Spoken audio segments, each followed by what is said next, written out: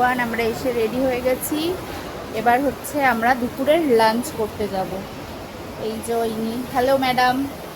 Hello, কি অবস্থা? মুখ চুকেছি, এরকম যাই করছি না কেন, তাই কিরকম এতটা জার্নি করে এসছি না, তাই জন্য। তোর মুখটা তাও ঠিক আছে, আমার মুখটা জাস্ট অখাদ্য হয়ে গেছে। এই যে সবাই বসে পড়েছে।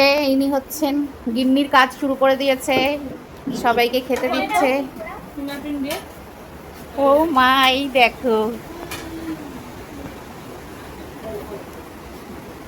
কি সুন্দর। কি কি আছে লাঞ্চে একটু বলে দে মেনুটা। ভাত, এখানে আছে আলু চোখা, কিছু একটা আচার, তারপরে হচ্ছে ডাল, ওটা একটা কিছু চচ্চড়ি, আর এটা বল না, এটা হচ্ছে ডিমের কারি। দাঁড়াও বাবা, ইনস্ট্যান্ট চাপা দিয়ে দিচ্ছি, দাঁড়াও।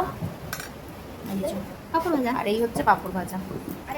চলো সবাই লাঞ্চ করে নিই, প্রচুর খিদে পেয়ে গেছে। খিদে পেয়েছে, যেটাতে আমি মিস করে গেছিলাম, এখানে দেশি ঘিও আছে।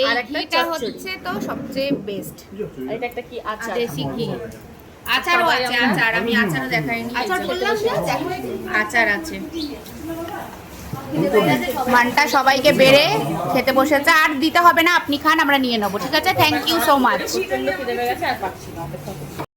এই যে ফার্স্টে আলু চোখা দিয়ে খাচ্ছি। কেমন হচ্ছে আলু চোখা? হেভি আলু চোখা তারপর যে কপির চচ্চড়িটা দারুণ দারুণ। কেমন? আমি এখনো খাইনি আলু চোখা। কি দিয়ে খাচ্ছিস?